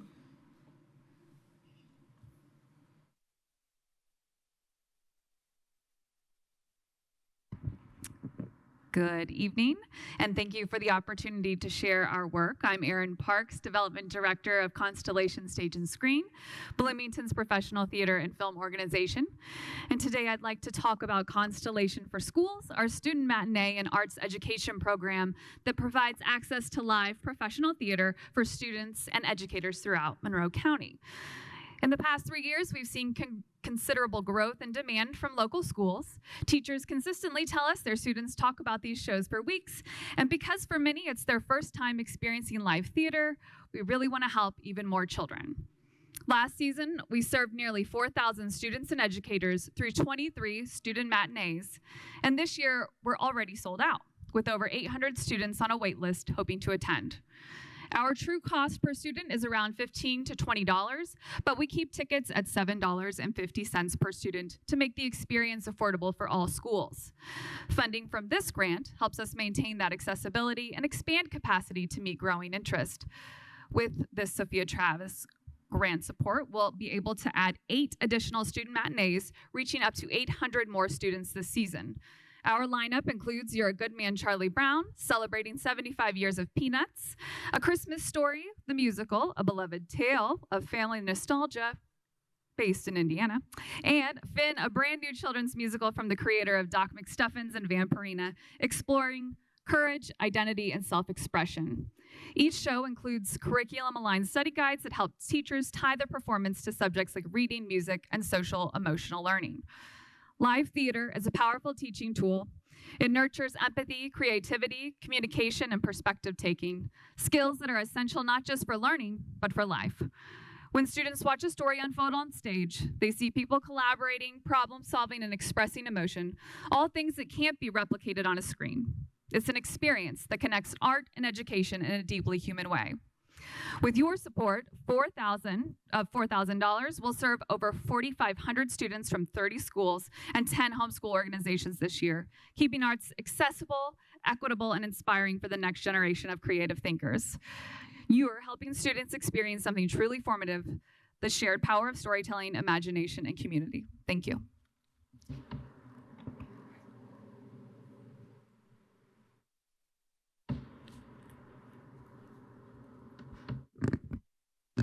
Much shorter. Hello, my name is Leslie Kosenko. I'm the Director of Philanthropy from Wonder Lab. Wonder Lab is honored to be considered for the support of Sophia Travis and deeply grateful for the opportunity to share our story and our vision for ideas that we have today. For more than 28 years, Wonder Lab has been a vital community resource for families across South Central Indiana, offering transformative science, technology, engineering, math, STEM experiences to over 1.8 million visitors since we opened. Our mission is clear. Every child, regardless of background, deserves joyful, hands-on learning that sparks curiosity and opens new pathways for learning. Our core belief is that equitable access to science education creates a more just, creative future for everyone. Yet, youth enrichment barriers remain for thousands of children and families. In Monroe County alone, 14% of children under the age of 18 live in poverty, with numbers even higher under those of 5. More than 40% of local school children that visit Wonder Lab are on the free or reduced lunch program, a powerful indicator of the economic hardship that we are surrounded by. But these barriers don't just limit access to museums, they limit children's opportunities to grow with social skills, learning, and see themselves as something different and hopeful.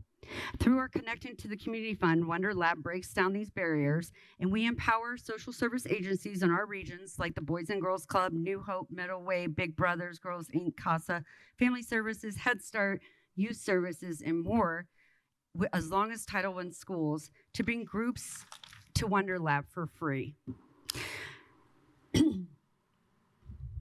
Danny from Family Solutions states he brings kids to Wonder Lab to not only have fun and be outside of the home, but to learn vital life and social skills like waiting in line or collaborating, like building a beehive. It may be the first time that these children may touch a snake, may see a skink, or can wonder, look through our aquarium and wonder about the ocean.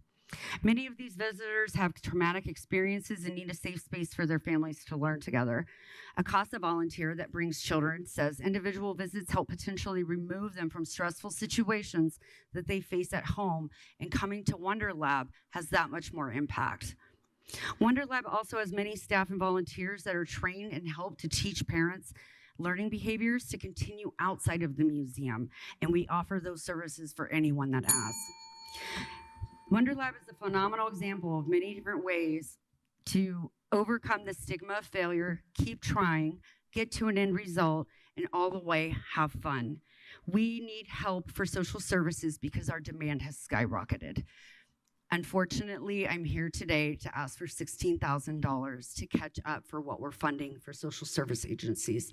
I would love to come to you next year and offer it to Cancer Support Community, My Sister's Closet, and Beacon. And in order to do that, we need to fund the social service agencies that we fund today. With your help and consideration, we appreciate it. Thank you. Thank you.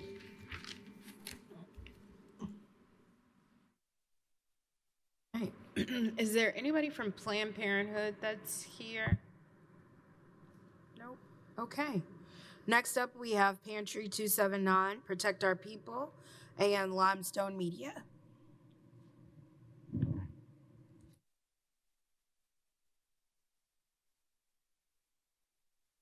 Hello, my name is Tracy. I'm the Assistant Director with Pantry 279. I want to thank you guys for your time tonight and for your support in the past. It has helped us grow to what we are today. Pantry 279 began with a Girl Scout troop who was concerned about classmates who were saving their leftovers from school lunches to have something to eat on the weekends when school was not in session. We have been serving Monroe and surrounding counties for nearly 10 years. Our 10th birthday is just around the corner, November 3rd. Pantry 279 is committed to meeting the growing food insecurity needs of Monroe County residents. To ensure we are able to continue to do this, we are asking for $25,000 for the next steps of our project. $15,000 of that would be used to strictly purchase food for our community. These foods would include non-perishables, fresh produce, meats, and specialty foods to accommodate special diets such as sugar-free and gluten-free. $10,000 will help with operational costs, including expanding our delivery services to reach more of our homebound clients, vehicle maintenance, staff compensation, and infrastructure maintenance, which, as the speaker from Tandem pointed out, is really hard to find grants that support these costs. We can have all of the food and equipment in the world, but if we don't have employees or a building, people to unload the truck or unlock the door, it doesn't do us much good. We have seen a vast increase in food insecure clients just within the last few months, and we expect this trend to just keep going up. We served 9,795 individuals in the month of June, of which 1,751 were just deliveries to our homebound clients. In September, we served 10,945 individuals, of which 2,170 were deliveries to our homebound clients. Our homebound clients are really important to us. These are the elderly, the sick, the disabled, people who can't afford transportation, things like that. Our delivery service also has been a life-saving experience for 2 of our clients because our regulars that we provide food to every week, when they don't answer the door, it's concerning, and we've had to do well checks, and twice it's saved someone's life. So we are here today asking you to help us keep our food insecure neighbors fed. Thank you.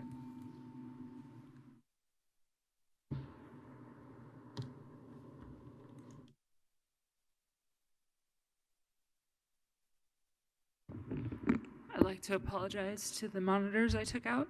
I'm sorry.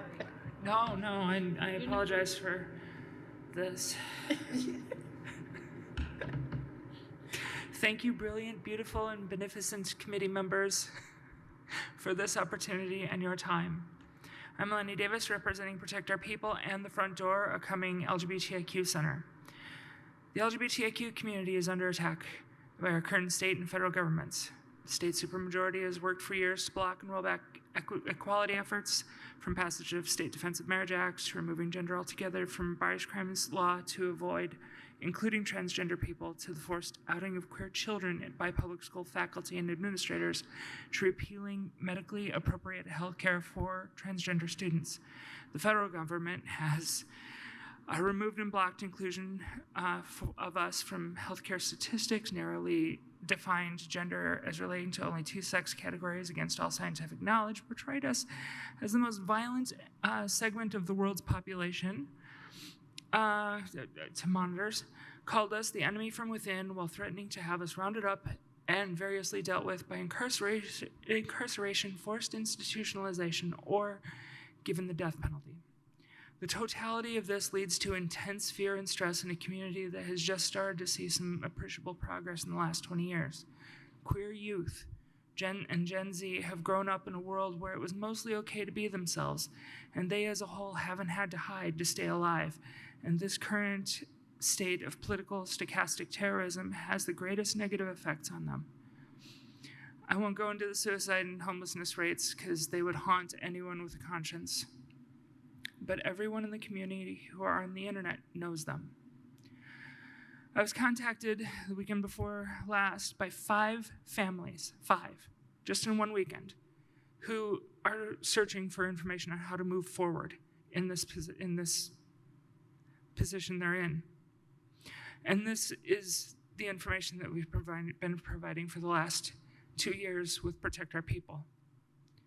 Many LGBTIQ people flocked to Monroe County and Bloomington in particular because we have enjoyed a reputation as the most LGBTIQ-friendly place in the Midwest. By percentages alone, Monroe County has at least 15,000 people who fall under the queer umbrella, and that includes over 4,000 youth. That also doesn't include the allies who love us and support our happiness and further existence, and it doesn't include our families. All told, we need to build community and joy, Protect Our People, and now the Front Door Community Center Project have and will continue to hold Queer Joy events. I'll speed it up. The Front Door pop-up events would be a dance party at Western Skateland with pizza and treat, family-style cookout at Lower Cascades Park with barbecue treats and games, all-ages movie night at Farr Center for Contemporary Arts, and a fall festival at Bryan Park with performances, food trucks, carnival, and a parade. Please help us reach all who need this in the youth of the queer community. Thank you for everything. Perfect timing. All right.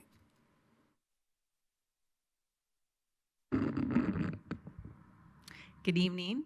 My name is Emily Reynolds, and I'm a board member with the Limestone Post, and Joy Harter is here with us too. She's the president. We both believe in local news. Limestone Media is a news organization that publishes the Limestone Post. It's an independent, nonprofit, online magazine committed to publishing in-depth, informative, and inclusive stories about the communities in and around Monroe County. We launched in 2015 as a for-profit publication with the goal of informing our readers on diverse topics that can be covered and uncovered in this dynamic community that we call home. Our shift to a nonprofit organization has allowed us to focus even more on public service and solutions journalism. That means our content comes from rigorous reporting that not only on the problems and issues, but on those solutions that we can find to solve them. As we've seen tonight, Monroe County, one of Monroe County's greatest assets are our charitable organizations. It has been being lower on the totem pole here. I've been able to hear about so many of them. But much of their work goes unseen by the greater community. At Limestone Post, we'd like for that to change. We are proposing to shine a spotlight on at least 8 organizations between January and December of 2026. By posting their stories, they will be amongst our stories that are about Monroe County and the surrounding areas. Present times make it extremely important for us to find ways to build common ground, and local news can do that. Research shows that local news structures our world, that local newspapers and organizations offers a window into how we see our reality in the place that we live. So in an age where social media takes up a lot of our scrolling time, creating spaces where we can locally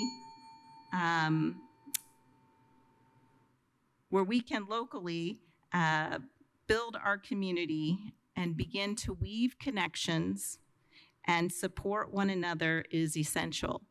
And that is what Limestone strives to do. Thank you.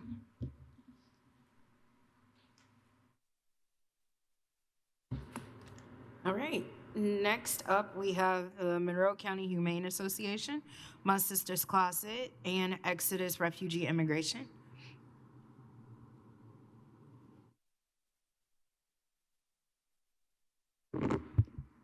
Ready? Great. I'm Andrew Krebs, the Executive Director of Monroe County Humane Association, and thank you for the opportunity to share how this grant will help pets in Monroe County. Every day, we see pets living in homes facing hardship, domestic violence, hospitalization, addiction recovery, eviction, unemployment, underemployment, homebound seniors struggling to make ends meet, to name a few. These pets are often the silent casualties of crisis, losing their homes, their people, and their stability. When that happens, there are almost no options for them. That's where we step in. Our grant request will support 3 of our many programs that are changing lives. The Crisis Housing Program is only one of its kind in South Central Indiana and rare across the country. It gives pets a safe place to stay when their owners face emergencies such as domestic violence, homelessness, or medical crisis. Studies show that more than 70% of domestic violence survivors stay with an abuser rather than leave their pet behind.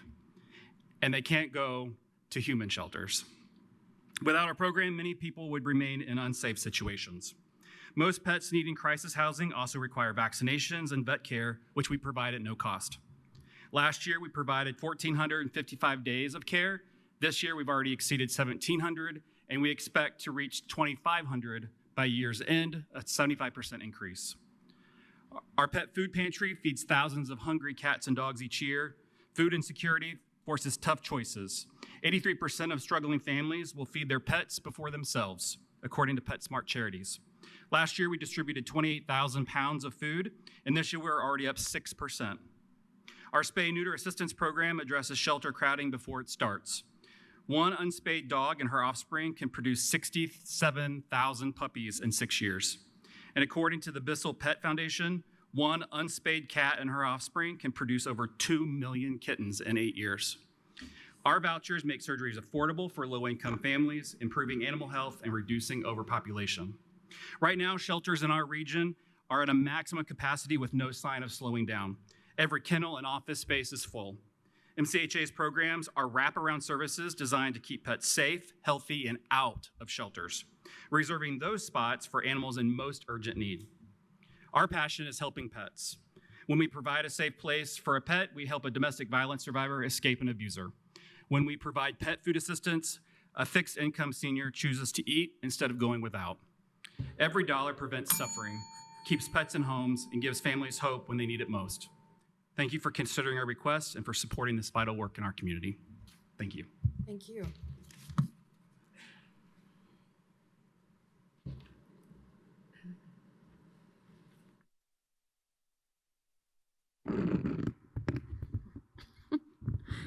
Thank you for having me here today. My name is Sandy Keller. I'm the Executive Director of My Sister's Closet. My Sister's Closet was created to build a stronger community by promoting economic self-sufficiency, by providing women with professional support services and tools for success.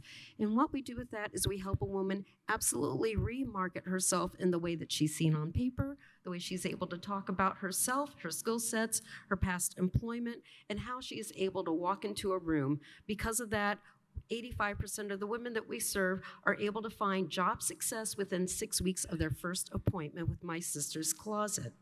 We have served to date over 4,000 women in Monroe County. The women come to us with very limited education. It's extremely common for most women we serve to say that they got pregnant when they were in high school. The average of those is between 12 and 15 years old. They lack critical thinking skills.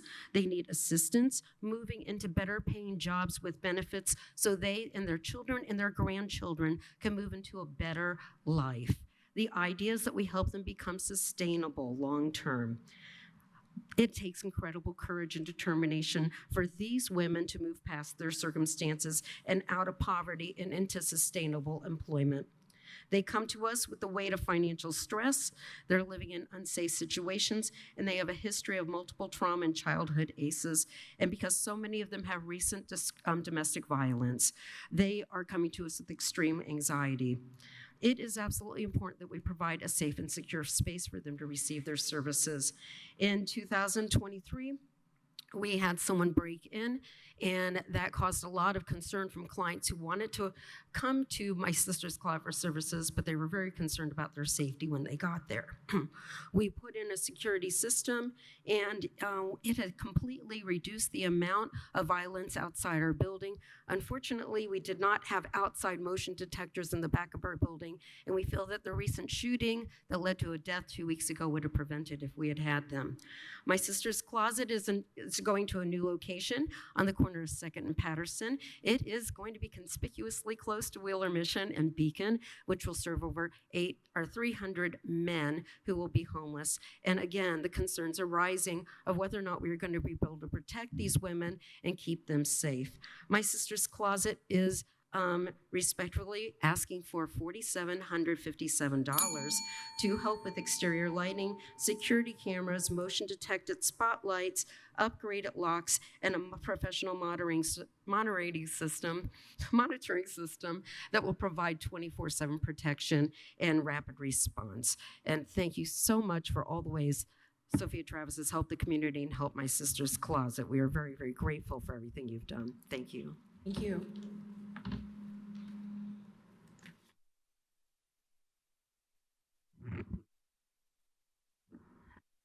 Thank you for having me here tonight. So I'm Erin. I'm the director of Exodus Refugee here in Bloomington. In our 44-year history, Exodus serves immigrants of humanitarian concern. So as you know, people that are fleeing their countries not to come here to find a better job or to go to school, but for people to survive and have a chance at life. Since we established our sub-office in October 2021, we have welcomed over 500 refugees, immigrants of humanitarian concern here in Bloomington. It's no secret, right, that the state and federal administrations are executing unprecedented attacks on immigrants and refugees and our office. The refugee program has been nearly dismantled, leaving no new refugee arrivals in the country in 2025.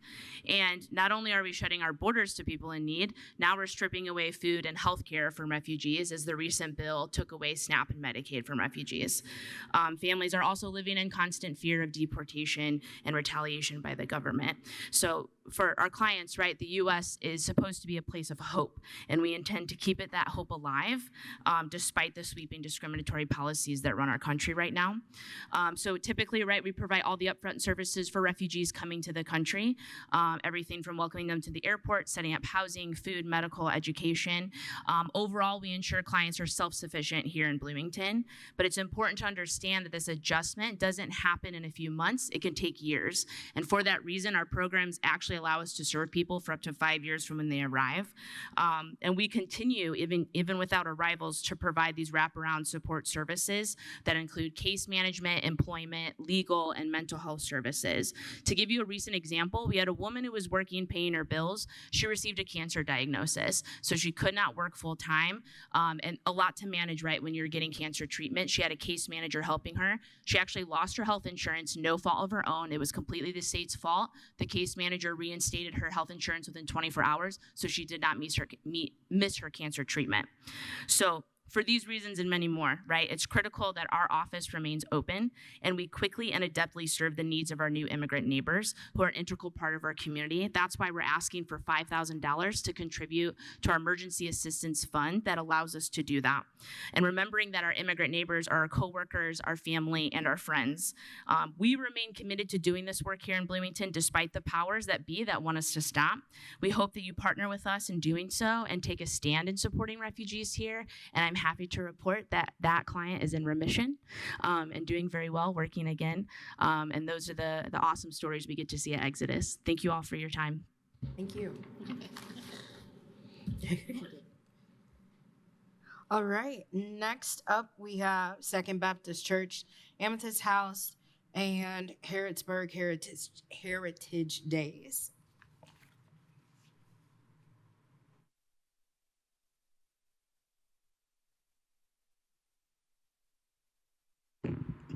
Good evening. My name is Martha Chamberlain, the chairperson of the Grant Committee at Second Baptist Church, where I serve with Diane Hanks, Doris Sims, who's present with me this evening, and Andrea Love.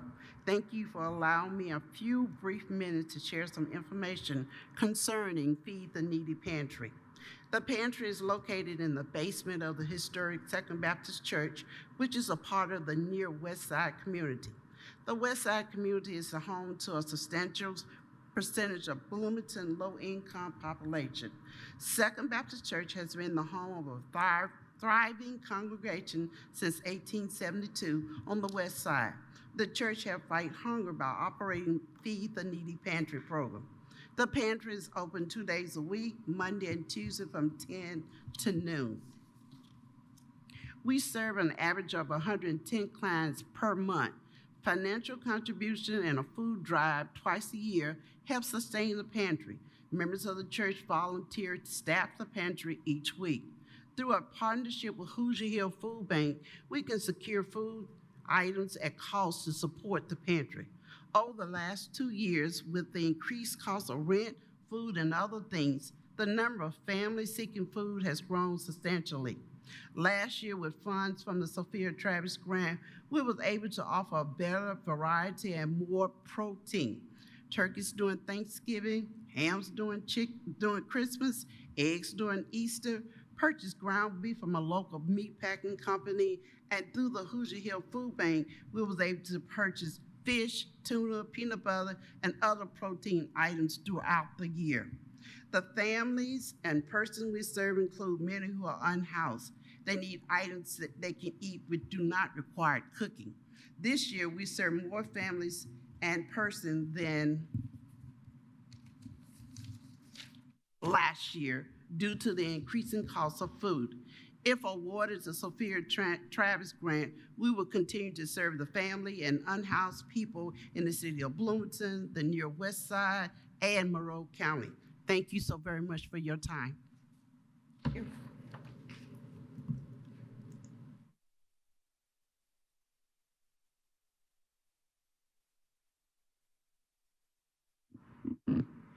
Hello. Hi, council members. I want to thank you all for your time. My name is Delaney Dorsch, and I'm here on behalf of Amethyst House, which is a Bloomington-based nonprofit that serves individuals with substance abuse disorders. Our services include residential and outpatient treatment, emphasizing a foundation towards recovery. Like many of us in Monroe County, we felt firsthand about how the dollar does not go as very far in the grocery store these days. At our local Kroger, a dozen Kroger Grade A eggs were previously hovering around $2.89 in 2024. Now it's $3.59. That's nearly a 25% increase. Likewise, many other necessary items like milk, bread, and ground beef have followed the same trend. These are all staples that we buy, and now imagine scaling those cost increases across 2 meals a day for our 31 residents for every day of the year. To put into perspective, the daily average food costs are $82 at our men's house and $53 at our women's house. These total food costs are $135 per day for our residential homes, which is an 11% increase since last year. Nutritious meals are a cornerstone of recovery, enhancing both mental and physical health. And every resident in our care receives 2 healthy meals a day, 365 days a year, ensuring that they can focus on healing without the stress of food insecurity. We also receive additional alleviation from our friends at Hoosier Hills Food Bank, which have been monumental in offsetting the costs of rising goods. The requested amount of $7,000 will stabilize Amethyst House during this period of rising costs for about 51 days. Our goals align with the Sophia Travis Grant's vision of health, food, nutrition, security, and shelter, and we want the utmost quality for our residents to enrich Monroe County community members going through a transitional period in their lives. Covering food costs throughout this grant will help us keep residential fees affordable while still providing the highest quality care and nourishment to those working hard to transform those lives. We've been very grateful from previous years for the generosity of the Sophia Travis grant. And on behalf of Amethyst House, thank you for considering this request and supporting the well-being of our community. Thank you. Thank you.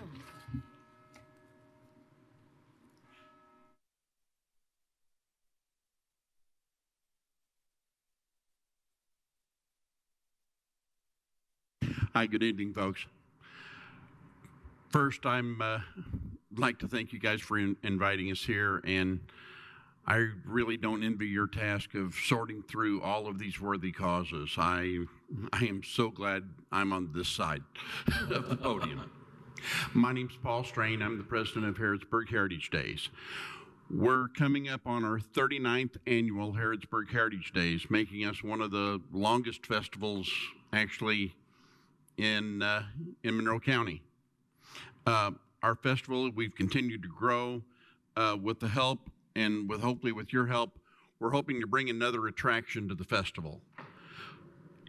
We found once we can get an attraction in, it's a lot easier to get a sponsor for it. So we're hoping to bring in carnival rides. And we've talked to one of the providers. We've tried this once before in selling tickets, and we're not really big enough to bring in, to make that profitable.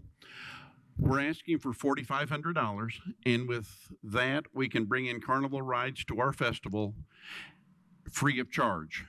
No one will have to pay anything for the rides. They'll be free to all the kids, everything equal. This is just one of the ways we're hoping to take our festival up to the next level. So I'll be really brief. I just want to thank you for your support, and you guys have a great rest of your day. Thank you. You too. Thank you. All right. I'm not certain. I have a note here that says that PALS, which is the acronym for People and Animal Service or Animal Learning Services, will either be here in person or virtual. Okay, they weren't, okay. So it looks like we don't have a representative from them. So that concludes all 46 presentations. I'm going to look to council members. That's my job for tomorrow. I'm going to look for all of our committee members here for a job that is for us tomorrow, which is if we've not gotten our spreadsheets yet, those are due to the council office tomorrow at noon, because on Friday, October 10th, starting at 1 p.m., we have a committee meeting to go over the scoring spreadsheet. Yes. So I'm gonna also look to Michelle just in case anybody wants to look at this after this is done, and let her or say next steps for applicants who participated this evening. The next steps will be the committee will make their recommendations. Then that will go to the council for their approval, which I think we have scheduled for October 28th. So unless that gets changed, and then but they have all been given a sheet of paper with all the dates, and so then once they've been approved by council, then contracts will be created, and applicants can then go to a commissioner meeting. Do you remember that day? I want to say November or something. Right before the holidays. Yeah. Okay. There'll Looks be a like day. November 13th. Okay, so November 13th, applicants that have been awarded any grant amounts can go to the commissioner meetings, and they will can pick up their check and sign the contract at that time. So if you do get awarded an amount, we will also forward to you a sheet of paper that has to be notarized. So we will get in contact with you with regards to all of that information. All right. Well, with that, I will say, as the gentleman mentioned, that we have a very daunting task that is ahead of us. I feel like I've been saying that for the past month and a half related to a whole lot of stuff right now. But with this one, we do too. But this, out of actually all the madness and craziness that we have going on locally and nationally, this was refreshing, but it is a really hard task because we see a lot of need for our community members. And again, I just say to thank you to every single person who continues to do for the greater good of our community, the greater parts of Bloomington, and of course here in Monroe County. We appreciate it. So with that being said, we got some work to do if you haven't done it already, and I'm actually preaching to myself because I need to do that tonight. So without further ado, we are adjourned. Thank y'all.